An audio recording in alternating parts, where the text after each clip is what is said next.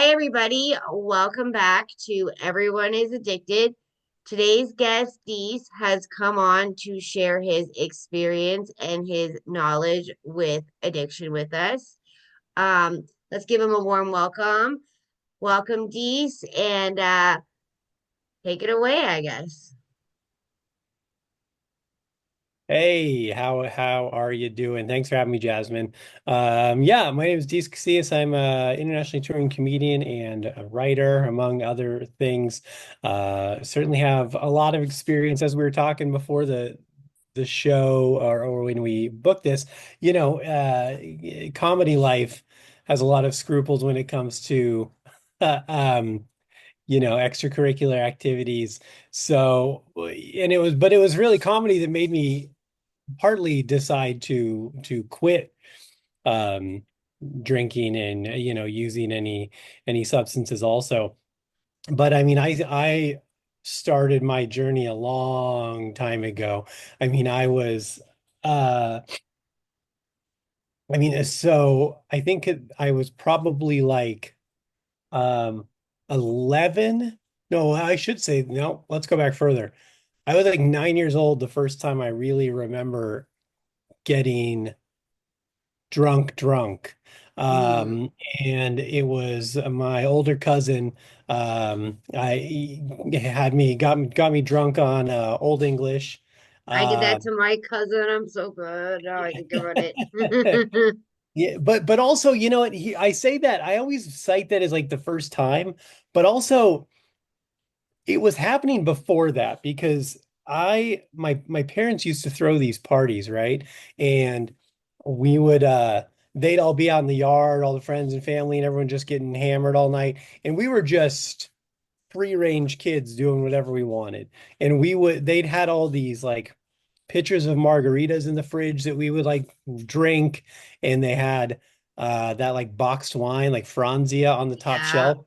And we always used to like slide into the kitchen, open the fridge, and just hit the spout and put our mouths under and like glug glug glug glug glug, and then just like run off. And like so we would be drinking, but like also we were being goofy kids just run around the neighborhood all Yeah. night. So it was hard to really put it together what was happening, you know? We used to Um, hide beers under the youngest's bed because we figured the parents wouldn't look there if they figured out there was beers missing. So we would hide them under her bed, and she was too young to drink. Like she's probably like 6, and she'd be like, "Stop putting beers under my bed." So I get exactly what you're saying.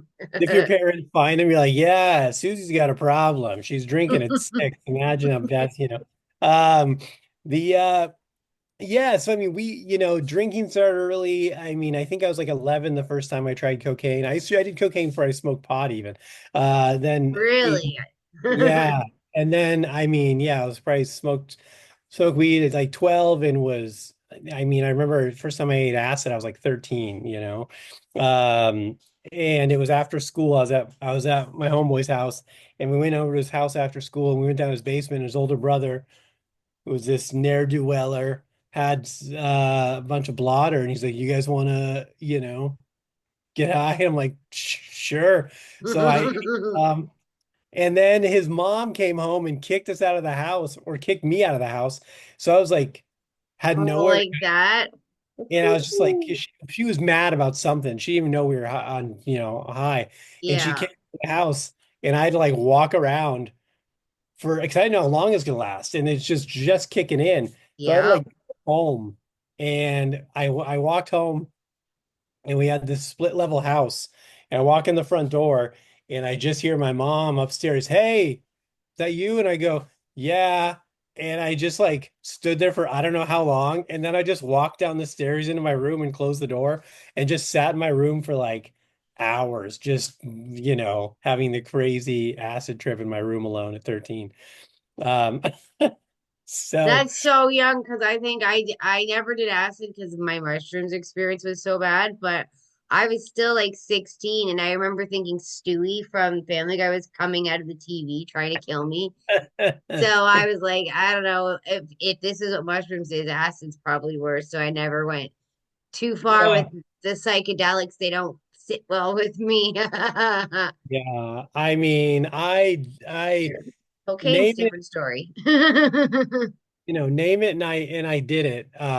That's for sure over the years. I mean, I even did crazy stuff where I used to travel in these like really remote areas of Mexico where it's like there's like these shamans and they do these. I assume it had to be some sort of mescaline or something, but they would do this ritual and they would like Peyote. well, this was I've done peyote also. This was not peyote. Um, I think it was mescaline based because there's a lot of mescaline, like Yeah, I guess it's the plants that, grow, Mexico. that grows out there, and peyote does too. But this was not the same experience as when I did peyote, and they will, but Mm, like a whole ritual, like this powder, and they would, yeah, and you have this spirit journey thing or whatever. hmm. So I mean, I was definitely I always lived my life with using like the first rule of improv. The first rule of improv is like yes and, meaning you agree and then you add on to it. And that was like the way I lived my life. So because I was also out on my own super early. I mean, I moved out of my parents' house before I was 16. Um, you know, dropped out of school. So I was just kind of on my own, doing my own thing and didn't have any parental supervision and had access to due to my lifestyle, had access to all the drugs and, Hmm. and alcohol because I had friends that were a lot older than me. So, Same. I mean, it was just a cavalcade of drug and alcohol use my entire life. I think the only times I wasn't probably doing stuff consistently was the times I was in jail. So, um, it was just nonstop. I mean, up and down where, I would be like, oh, I'm drinking more, smoking more pot, not drinking as much, or then there was a lot of heavy cocaine use for a long time, psychedelic use pretty heavy for a long time. Um, it really one of the big reasons I got sober too, I quit drinking, is because when I would drink, it would make me want to do cocaine. I couldn't drink without wanting to I do. can't, yeah, I can't drink without going skiing. Yeah. So I was like, because it wasn't and the thing is like I have this weird where I drank every night and I drank a lot, but I also was up early. I was, always got all my shit done. I wasn't getting in trouble with the law. I wasn't like Mm, ruining relationships. I wasn't getting in financial trouble. Like all the signs that a doctor or some sort of therapist would say are signs of addiction. Like I was not none of those. Like I was yeah, I very, was. I got very, arrested for the first time at 15 years old for being drunk. So oh, there see, were I was like signs. I mean, I was just very high functioning. I mean, Mm, like I got all my work done. I was a hard worker. I was, touring, doing comedy, and like the guy did was running a production company for comedy, and like just very focused. But also, when I went out, I went hard. When we would binge all night, and like, but I would start drinking, and like, about two and a half drinks in, three drinks in, I'd be like, "Ooh, I could really use, keep this hmm. party going," and then that was really the thing is like I couldn't do one without the other. Uh, Hmm. and not that if I not that if I could have kept drinking without going to the cocaine, I would have, but I might have been more likely to if um if I was able to do that. But it just every time. So I'm like, I gotta stop this. So I just quit everything cold turkey one day.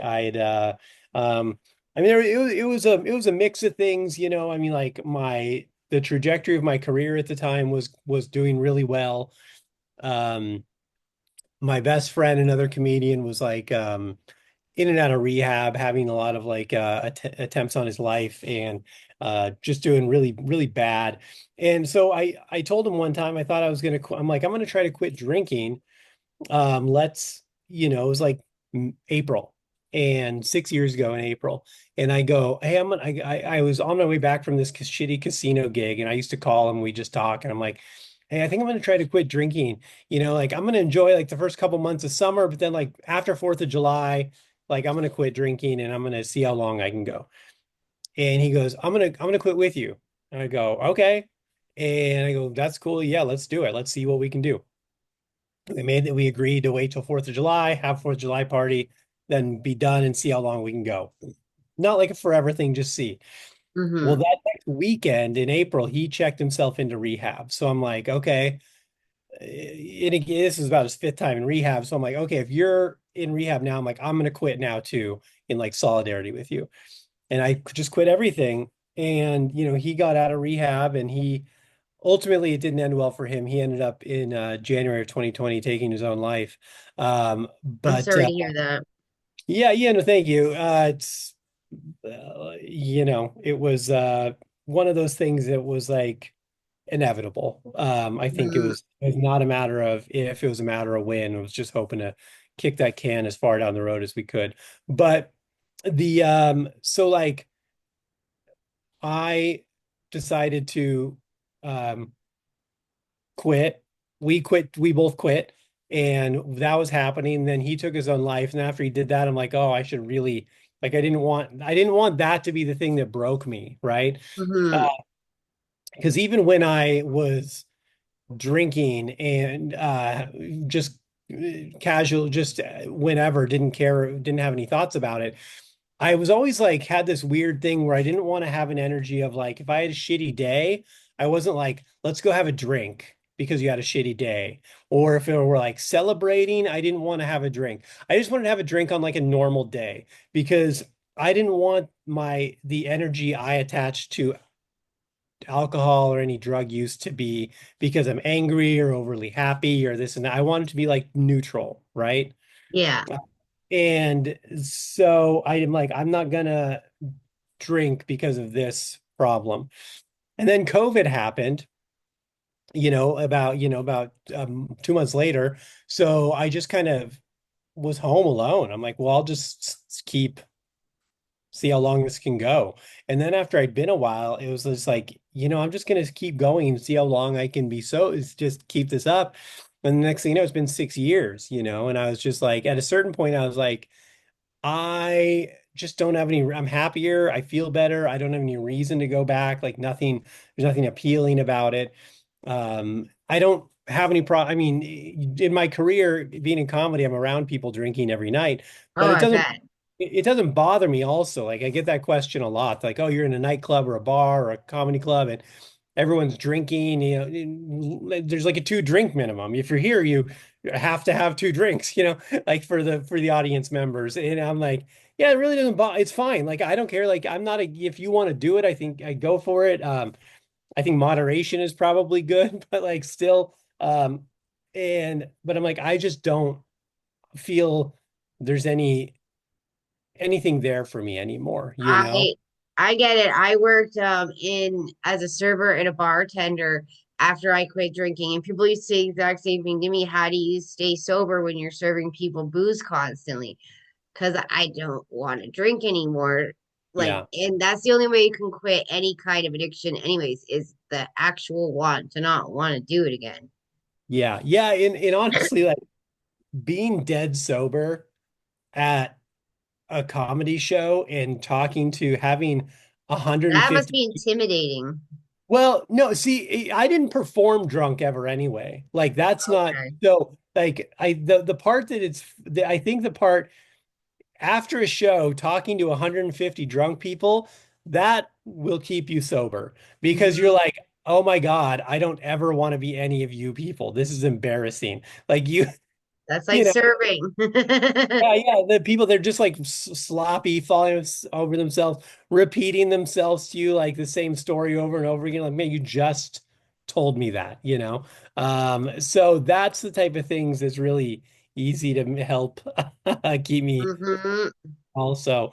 I But totally get it. yeah, I mean, it's like I always say it's not like I'm worried. Again, I wasn't like getting into trouble, so it's not like I'm worried about if I have one pina colada, I'm gonna, get behind the wheel and plow through a special needs school bus or something. Like I'm not worried about the ramification. But what I do know is that I'm happy and content with the way I feel. My sleep is much better. My health is better. My mindset is better. The way my mind works is better. Like I'm happy with that. So there's no need to, like, even if someone's like, well, could you have a beer and then never drink again? I'm like, probably, but also then why have that? Like, who cares? Like, what's the one beer? That's Like, what I don't they're know. gonna do. Yeah. So, my one of my best friends who I've known since I was about 12 years old, when I told him I quit, and it'd been a while. He's like, yeah, man. He goes, you'll never go back. You're the most stubborn motherfucker I know. Once you make a decision, you're you'll never never change. I'm like, oh, that's one way to do it, I guess. That's true. Yeah. It's funny because I actually have a friend that I've known since I was 5, and oddly enough, my mom lives in his granny suite, but he was the first person to get me to quit drinking because he looked so healthy. He'd been a heavy drinker like me too, right? And I had this bottle of wine, and he's talking to me about how happy he is without booze, right? And so I'm like, maybe he's onto something. And then 10 years down the line, I'm at the methadone clinic, and guess who walks in? And I'm like, Yeah. wow, we really have the same trajectory somehow. But Yeah. yeah, he actually he has a like a medical, or well, not medical, here it's legal. He has a license to sell marijuana and grow it, and sell it, right? And Hmm. he's actually allergic to it, so he can't even smoke it. And like Oh, he used to be a heavy marijuana smoker. That's what helped get him over the alcohol, but he developed an allergy to it over, I don't know, it's called cannabinoids or something, and yeah, it it makes him happens. Yeah. grow up, right?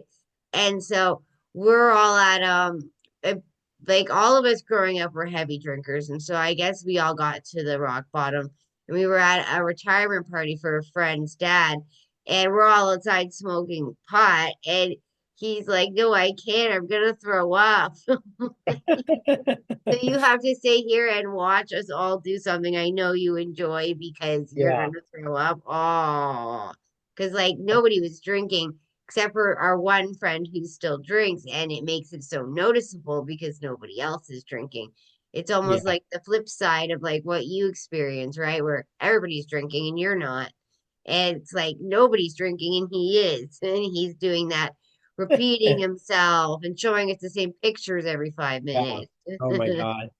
Yeah, it's bad. So I mean, I'm happier. I mean, I certainly had my days. I had my fun. I mean, it was like, it's almost 25 years, It's like Mhm. I feel like I had a good run.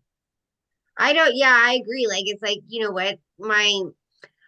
I maybe didn't make the best choices in my 20s, but I didn't have children and I didn't have any responsibilities per se. So, whatever, I enjoyed it. I did a lot of questionable things, but at the same time, the only problem I really had was the opiates because they're so dangerous, right? With the Yeah. fentanyl and stuff. That like the drinking, yeah, I did a lot of stupid shit. But once I got into the opiates, um, like that's when it got scary and like there was like we were in the car and my spouse at the time crashed the car having a heart attack from dirty fentanyl. And then he had two more heart attacks and the ambulance came. So they came 3 times in one day. And just seeing his body like that and everything else, it was Yeah. just I knew. I was like, nope, I don't want to go down that road. I weighed 70 pounds. I thought I was gonna die from malnutrition. Yeah. That's when it's scary. Otherwise, I'm not saying I promote that or anything like that. I'm just saying that like sometimes in your 20s, or even I think because health wise, as we get older, it's gonna affect you a lot more. But when you're younger, sometimes you need to experience these things because if you never experience it, you're gonna have that regret and then you're gonna hit it hard when you're older. Yeah. You Yeah. know. Yeah. Yeah. Yeah, you got to kind of get it out of your system and know what you're dealing with at least a little bit. But yeah, it's push it again. It's moderation is one of those Mm. things with Yeah, most that's the things. Like I word. don't think there's a moderate amount of fentanyl you should do. But which is the crazy thing too. Because I mean, I quit, like I said, 6 years ago, and I mean that wasn't really like fentanyl and cocaine and stuff really wasn't a thing at the time.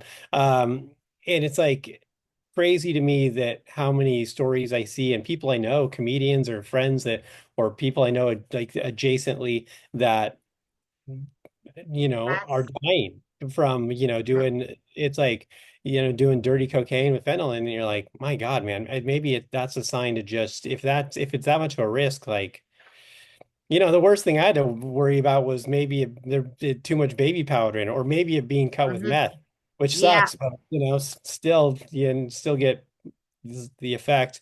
like taking ecstasy bathtub drugs, right? So you never Yeah. really know what's in it, but it's not the same. There wasn't fentanyl around when I was younger either, so I get exactly what you mean. But now, like you said, like I know a few people, same thing. They just thought they were doing cocaine, but it was cut with fentanyl, and they didn't have any sort of opiate tolerance, so they're not here anymore, you know? Yeah. Yeah. That's just That's kind of the problem with it now, right? yeah, it's hard and it's that I mean as dangerous as drugs were and the things I did, it's like I mean I probably could have done enough cocaine to kill me in a night, but that's also a volume amount, not like Yeah, like a you know, grain of salt. yeah, yeah. So it's scary. It's scary now. And I mean, honestly, it just, but like I said, I think it's so much better. It's so much, people are scared to get out of their norm is what it is. I think what they're comfortable with. And, there's so much more in life than just your regular day to day, what you do. hmm And the craziest thing is too is that like we were talking about fentanyl, but I talked to a woman that's from the UK and they have a drug there called monkey dust, which is fentanyl mixed with heroin mixed with car fentanyl and crack, I think. Like it's like literally just everything's in it. And she works in with homeless and she says like it kills people like crazy. So like there's even drugs out there that like I mean in our countries we don't even know about that. It's even 10 times worse, right? Yeah. And like you don't have moderation when it comes to those kinds of things. But like getting back to what we were saying, if there's moderation or I mean you're going hard 1 or 2 nights out of like a week, it's a lot different than just a grain of salt could kill you. And if you don't have a tolerance and Narcan doesn't always work, you just are gone and it's Yeah. scary. But it's not, it wasn't like that before. Yeah, there's where I used to live in Washington State, and where I lived, I did a lot of homeless outreach work, right? And we this guy from the local paper went and stayed down in kind of the Skid Row area of this town for a week. He'd go down there every day and like talk to people and see what it was like for life for these people every day. And he interviewed this one guy, and this guy's like talking about smoking fentanyl, and he goes, a couple rules with fentanyl. He goes, number one, you always do it with someone because hmm you're gonna die. And you gotta have someone to Narcan you and bring you back to life. And I'm just like, holy shit, man. Your expectation is die when you do this. Like that's um although this is the comedian in me. His next his next his next statement was, he goes, also, you got to use a metal straw. He goes, you can't use a plastic one. Those things have chemicals in them. They're bad for you. And I'm like, and I I'm like, can't, man, oh, yeah. I was like, all right, man. I mean, this is a tragic You care situation. about that? But maybe, I think your priorities are very strange here. You're like, I'll Yeah. smoke fentanyl and almost die. I'm gonna die, get on the verge of oblivion before someone pulls me back. But also, I'm gonna With a stare. straw. But hey, listen, there's some weird chemicals in those straws. Use a metal one. Uh, Sorry, I can't help that one. That's good. And that's not even like you made that up. Yeah, that was a real. I mean, I could send you the fucking printed article. It was crazy. It was in the newspaper. This It's just interview. this funny. The priority of that is sorry, it's too funny. Yeah, yeah. But I mean, it does tell you a lot about Hmm. how powerful those things are, right? That's someone's outlook, that they know they're going to die, and that like the idea of some plastic straw is bad for them, but also, the previous statement of I do this drug and I, fucking touch dicks with Satan before I get pulled back. But Hmm. that's okay. It's a weird mindset. Yeah, it is. And I've done it so I can even say it is a weird mindset when you're in it as well because like you think like you basically I compare it to being blackout drunk because you don't remember things. Like I would wake up and I'd have like I had fallen with huge gashes on my head and I had no idea where they came from. Don't remember any of it. I apparently it happened at a corner store and I have no idea, but when I was drinking because I was always doing cocaine with it, I would never get to that oblivion point, Never right? black So out, right? Yeah. for me it was very um it kind of scared me in some ways because I'm like, how am I hurting myself constantly? Like, I obviously, and you nod off, like you'll wake up with like burn holes all over your clothes because I smoke, right? And you Yeah. fall asleep smoking, right? How did I not light myself on fire? Like even that, right? So yeah, it's a tricky. Like it's nasty. That is one of the things too. Again, but again, it speaks to how powerful it is.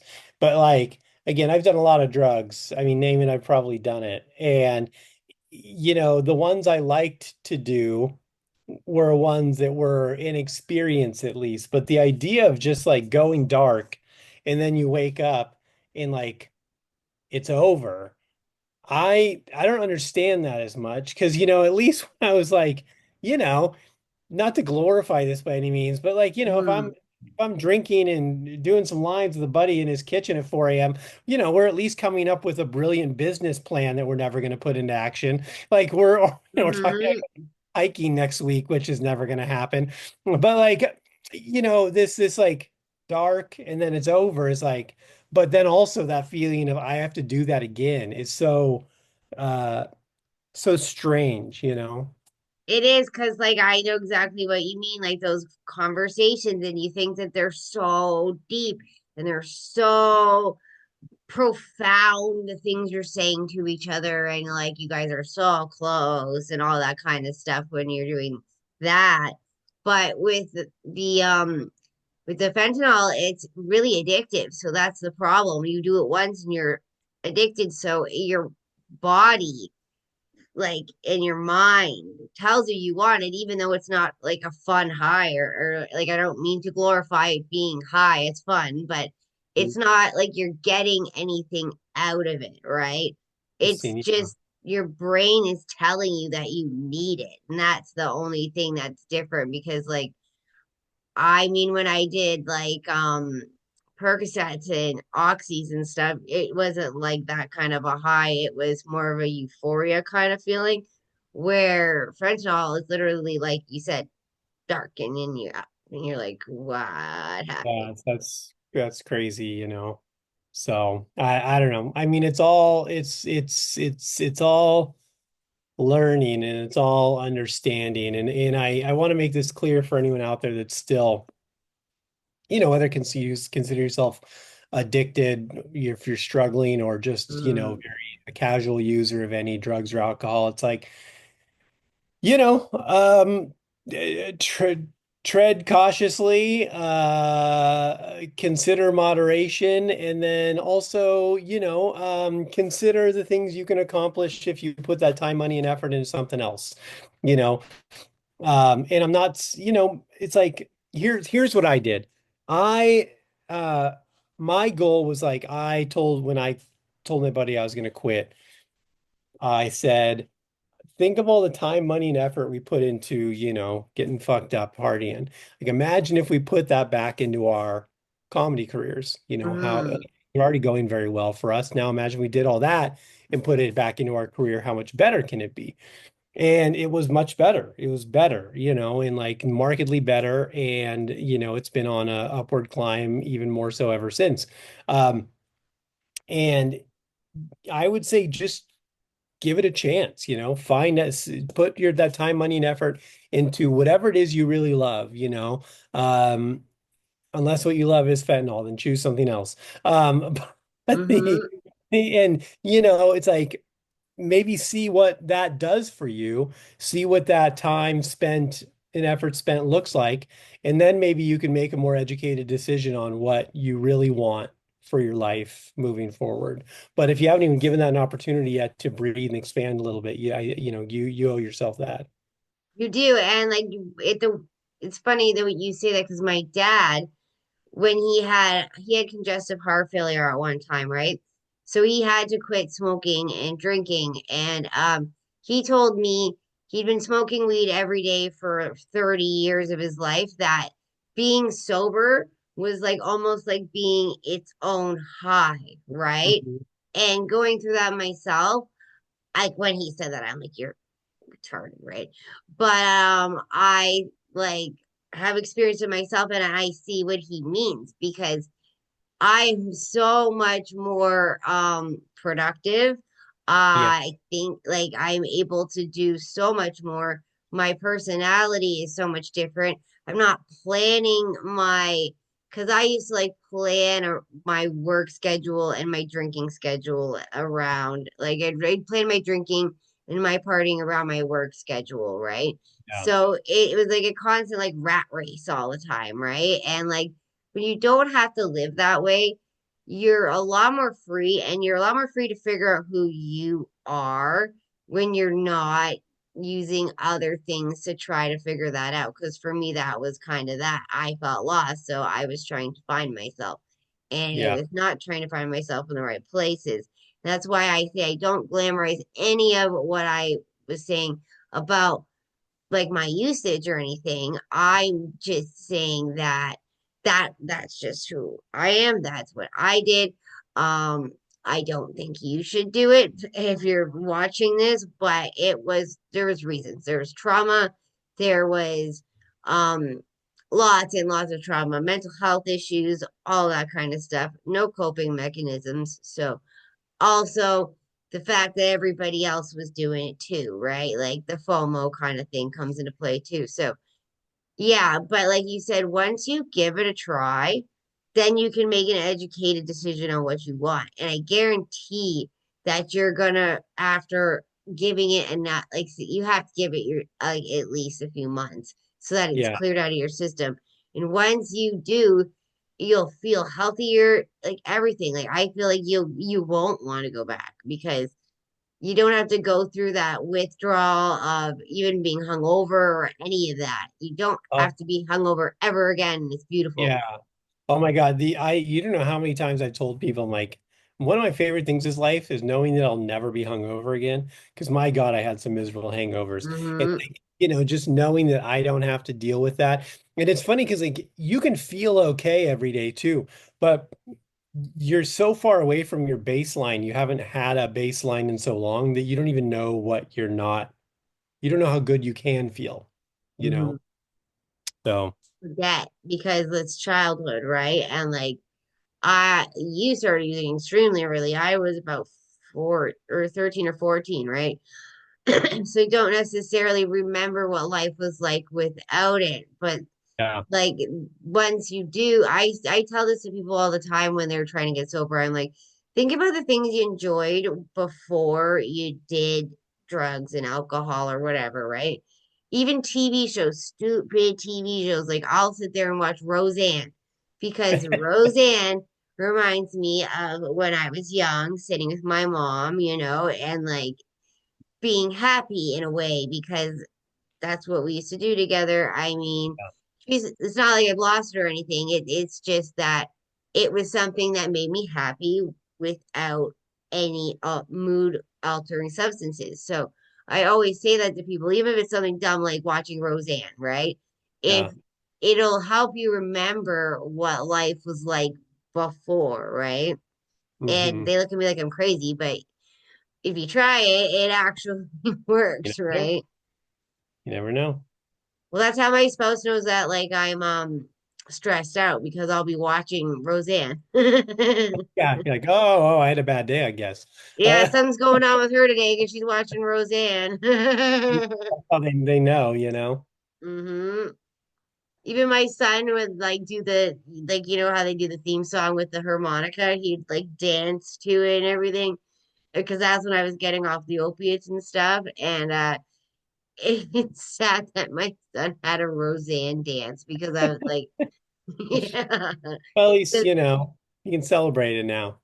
yeah, like I'm gonna be 5 years in May 24th, right? So for me, it's been a good enough period of time where I can like look. That's why I laugh about it, or I'll say, like your 20s is for partying, but not to the excess that I partied or anything like that. But Yeah. if you get it, like I mean, get that portion of your like life, like if you want to party and have fun, get it out of your system before you're 30 because your body will not be able to handle it. Seriously, the minute you hit 30. Nope. Your body's like, no. Starts being a little different. Yep. So I did creep out your Facebook a little bit. I seen that you have been working on a comic book. What's that all about? Because it looked really interesting. So I'm just kind of wondering. Yeah, I recently debuted my first comic book series. I've written a bunch of stuff over the years for obviously comedy. I've published a book. I've written for some sketch, film, TV stuff. But I wrote my first comic book series. It's called Kill Stan. It is about a guy who wants to end his own life, so he decides to do it through vigilantism. Um, Ah. yeah, so it's kind of on the surface, it's kind of like a neo-noir crime thriller, but really it's a character piece about him, his personal journey of loss and trauma, and kind of the crazy things we do when we feel like we have nothing left to live for. Mm-hmm. And I thought I kind of I think that's a cool idea. thank you. Yeah, I wrote it at the start of COVID. Uh, not long after my boy had taken his life, so that was kind of on my mind. And then, everyone around me, everyone's life was kind of crumbling for different reasons. And with the lockdowns and everything, and how they, mentally, physically, spiritually, monetarily, people were really and as it went on, I just realized even now, I think people still, so a lot of people still haven't recovered from that. They don't really realize what they're still carrying with them from that. But Mhm. it kind of made me realize I'm like, what you know, the idea of suicide and also, nothing left to live for was kind of crashing together in my mind. So like, well, what would happen if you really didn't have anything left to live for and wanted to take your own life, but maybe couldn't pull the trigger but wanted to do it. So like this thing that you do to try to end your life. And then it kind of evolved from there. And really I like the personal struggle of a character who is selfishly wants to die, hates himself, wants to die. Selfishly, he wants to end his own life. That's why he's out there. But the neighborhood he's kind of committing vigilantism in starts to kind of like revere him as this hero, and Mhm. they kind of like need him to live because he's actually unwittingly doing some good and like making them feel like they have some hope, which in turn makes him feel even worse because he's like, I'm not a hero, I just want to die. And then there's like that, and I felt like that again, that's just this conflict we all have in life, Mhm. of our conflict of feelings of, inadequacy in what we hate about ourselves and what people's expectations or view of us is and compare of our own self-image. And yeah, there's just a lot of it's a lot of really it's a character piece, a lot of psychology, a lot of deep dives A lot into of layers to it. yeah. I like that kind of thing because it's not just what you think on the surface. Do you know what I mean? So like when you look into it and you start reading it, and I myself, when my dad passed, I had to get a medical abortion, so they put you under for that. Hmm. I got drunk before the procedure thinking that the anesthesia with the alcohol would kill me because I couldn't pull the trigger. So for me, that is such a relatable Interesting. thing Yeah. that Yeah.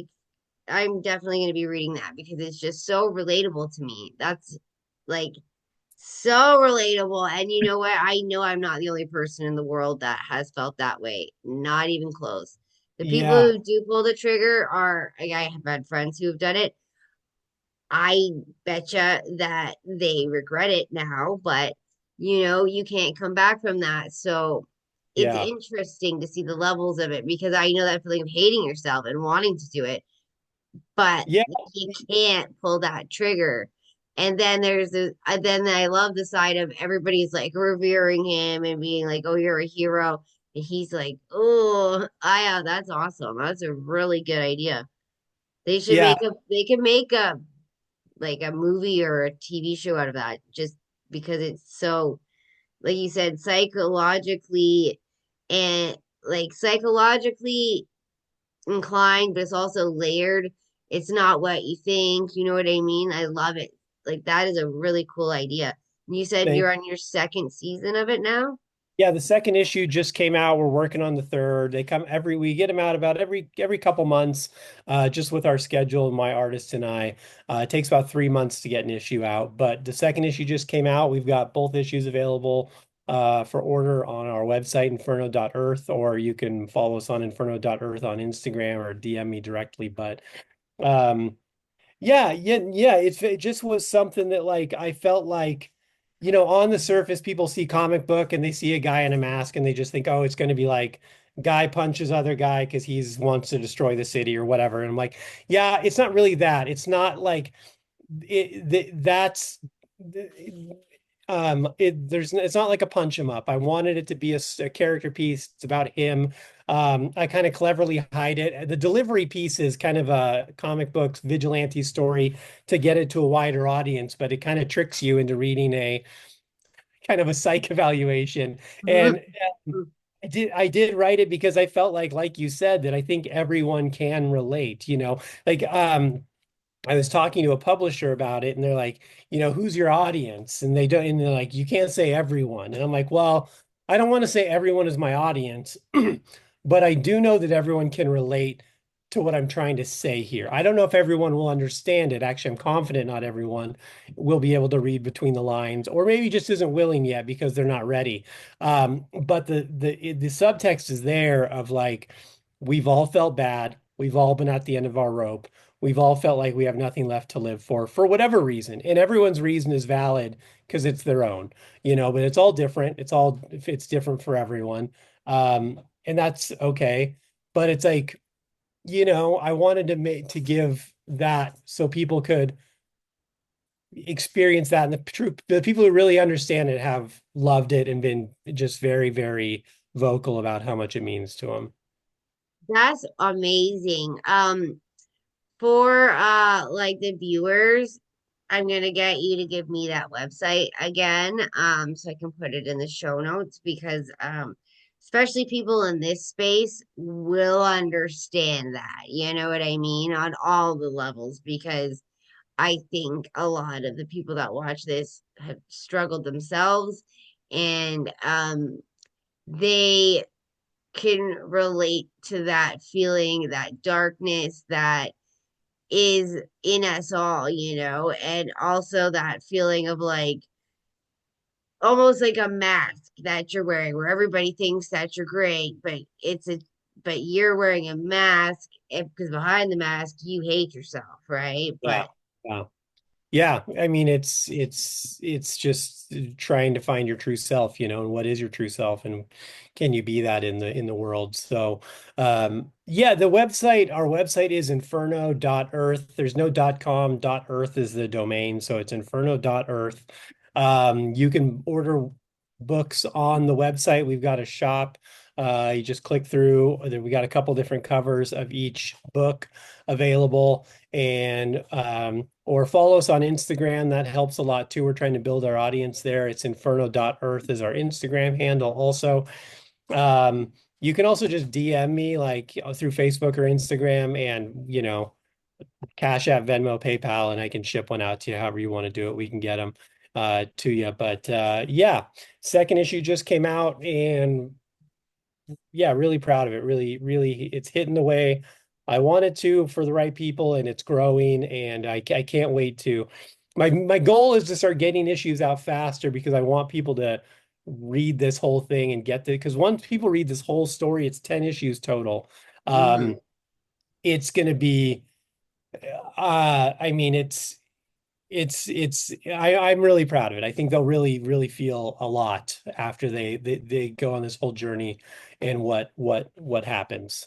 Yeah, and that's the best part is it's like you don't know till the end. So you have to like keep going, right? And digging Yeah. deeper into this person's psychology. And then that helps you like relate to the character more. And like, I know like there's been times when I've like almost felt like a character was somebody I knew myself, you know? And in the instance of how you're describing this, it feels like he would be somebody that you feel like you know yourself, you know? And then that's what keeps you wanting to read about what's going to happen, right? So that's awesome. With your comedy, I know you're doing a comedy tour as well. Do you sell ticket like can people buy it through like ticket companies or do they have to come to you directly? Depends on the show. So you can go to deececomedy.com. That's my comedy website, or follow me on Instagram, deece.comedy. I post all my comedy stuff there. Ticketing depends on the night, the show, the venue. When I'm doing shows at clubs that book me, they do all the ticketing. I run a production company called the Social Hour Comedy. We do live comedy events at venues across America. So I produce a lot of my own shows these days, and in that instance, it's I ticket them or I'm paid a flat fee through the venue. We make some sort of financial agreement, and then they, ticket it however they want to. So it just depends on the night. But if you give me a follow, we post all the information as the shows are coming up. Um, I'm getting back on the road more. I was not doing as much as I was working on the comic book more, and I'm trying to find the balance between the comic book and comedy because I do them both so much now that I want to be able to keep them both going strong. But we're kind of finding this thing where I'll have comic conventions somewhere in a weekend. So like I'll go in early, do a show, comedy show like Thursday, Friday night, convention Saturday, Sunday, and then I go home. So I get to do both, which is nice because Mm-hmm. when I was a kid, everyone told me comedy was a waste of time and comic books weren't worth shit. Now I get to write comic books and do comedy for a living. So Exactly right. You know what? That's really truly living the American dream right there. yeah, That's probably somewhat. what I'm gonna call your interview. Living the American dream. Living the American dream, baby. That's right. Got to make it happen. So I'm gonna put all of your information in the show notes. Because I'm just gonna steal it off your Facebook. I'm not gonna That's lie. okay. Yeah. And yeah, I'm gonna steal all your information off of Facebook. If I needed anything else, I will ask you for it. Um, is there anything else you want to say before I let you go? One more shameless plug. I do have a comedy special. My special I released last year, Not Your Cup of Tea. It is on my website, deececomedy.com. We're doing a discount right now where you can buy the special, you can name your price. So you just click the Not Your Cup of Tea tab, enter whatever you want to pay for it, and give us your email and we'll send you the full hour special digital download video copy to your email. You can pay, most people pay like $5, $10. You can pay even $1.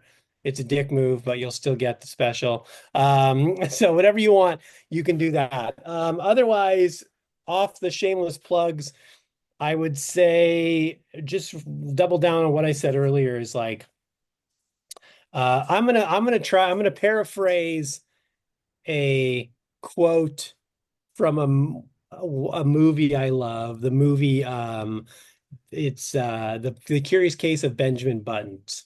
Have you seen that Mhm. movie, Jasmine? Yeah. So there's this closing scene, this like closing monologue Brad Pitt has as the girl he loved growing up is getting older and dying. He's getting younger and becoming a much more handsome Brad Pitt. And he's in Tibet, he's on a motorcycle in Australia, he's doing all these adventures and stuff. And, you know, um, but in this closing monologue, he says, like, basically the gestalt of it is it's never too late. It's never too late to try something new. It's never too late to pivot. It's never too late to change who you are, what you do, and how you live. It's never too late to be someone different, essentially. And I've loved that so much since the first time I saw it, and it means so much to me. And I think it's very, very simple but powerful words. And I wish more people would consider that and take it to heart because really little you can do so much to make such a big difference in your own life. And if you're unhappy with what you're doing in any capacity, make a change. And understand that change is slight and change is incremental and it takes time. But, you know, if two ships are going through the ocean parallel to each other and one changes its course just 1 degree, it won't seem very different for a very long time, but eventually those two ships are going to end up in very, very different places. So even just that 1 degree shift can make such a big difference on where you land. So, you know, give yourself that um, grace, give yourself that opportunity to land in a better spot that you want to be in. Well, that couldn't have been said better than I could have said it. So now I'm just being a dick. That was very well said. I appreciate that because it made me think a little bit too about it, right? Because I've pivoted so many times. Like I'm the queen of pivoting, doing different things, right? Yeah. Because I don't know, I've just never really figured it out. But like I said, it even with what I do, I never thought in a million years that I would be able to have what I have in a podcast or even learn what I've learned in 2 months. Like Mm. it's surprising, right? But it's like you said, you just have to go for it. And if it doesn't work, then do something else. But if it works, then there you go. And like I don't know. I always felt like I was meant for something more than like a regular job, right? So Yeah. I just never could figure out what that was. And so I see what you mean with like comedy. People tell you, oh, you can't do that. You have to work a 9 to 5 job or you're never going to be successful, right? Well, that's not true. If you love, like that stupid cliche saying, right? You'll never work a day in your life if you love what you're doing. And Yeah. so it's exactly kind of like your life right there, right? Yeah. Well, people ask me all the time, like, what do you do? What do you like doing in your free time? Like, well, I love comedy and I love comic books. And I did those for free for so long because I love them. And still in my spare time, I do that a lot because I still love it. You know, it's like this is here's a story for a quick ending story for everyone. I am I grew up in South Central LA in the 80s, Latino, in a very Latino and it was all Latinos and blacks and Filipinos, my very safe, you know, height of gang violence, height of crack epidemic, height of police violence and brutality. Odds were stacked against me. I was involved in gangs and drugs by the time I was, you know, before I was 10 years old. I saw people killed around me. I was a felon by 13. I was a two-time felon by 16. I dropped out of school when I was 15 years old, never went to a day to high school. Um, I, you know, spent a year in prison from 20 to 21. Um, and still by 24, I started turning my life around 22, 23. And at 24, I had my own independent consulting company. I was making 6 figures a year back in like 2006, Oh, having yeah, great, difference. great success. And I pivoted because it wasn't fulfilling. I monetarily it was great, but I left it all because I loved comedy and writing. And I quit my job and started pursuing comedy and writing. And I mean I had my own firm. I left it. Left, just folded the business, and I started doing comedy where I was getting paid $20 to drive 3 hours and do 5 minutes, and that was like, but I loved it. I was happier. And it took a long time to make it a career. I've been doing it 17 years now. It probably took me, you know, close to half of that before I was doing it full time as like the only thing how I was paying all my bills. But Mm. now I do. Again, that's an incremental climb to get to where you want to be, long-term vision. That makes me feel a lot better about what I just did because I just closed my business and walked away from it to do something full time in school and do this podcast. And I have been a little nervous about it, but just from that Stick gave me with the it. confidence. That gave me the confidence to, you know what, I'd rather be happy. I don't care enough about the money as long as I can keep a roof over my head and food Yeah. in my stomach and my kids' stomachs and clothes on our backs. We're fine. I'd rather be happy than doing what I was doing because it was sucking the life out of me, literally. Yes. I There, couldn't do it anymore. I call it the misery index. There is a cost to allowing yourself to be miserable, a certain amount of misery in your life. If you can mitigate that, you don't pay that cost. It's like you may not be financially, but you will be so much happier. And that is so much more important. Hmm. And that's another thing about addiction. If you're happy, you aren't going to seek out things to make you happy, right? Right. So Yeah, it all comes full circle. there So you go. Boom. thank you so much for coming on, Deece. It was really nice to meet you. I may return. I may have you return. Yeah, See how your anytime. comic book's doing and stuff like that when you're not busy touring and stuff. It was a pleasure meeting you and gave me a little confidence in my own decisions. So I appreciate that. Good, good. Keep going, doing what you're doing. And I appreciate you coming on and sharing so candidly and honestly with everybody. It is refreshing. A lot of people tend to not want to talk about certain things, obviously, right? For their business reasons, you know what I mean? But I appreciate that you having your career or still you still came on and talked about it and weren't afraid that it was going to affect your career and stuff. So I appreciate that a lot. Of course. Yeah, no problem. Thanks Well, for having me. thank you. Thank you so much and have a good rest of your day. All right, thanks. You too, Jasmine. Bye. Thank you.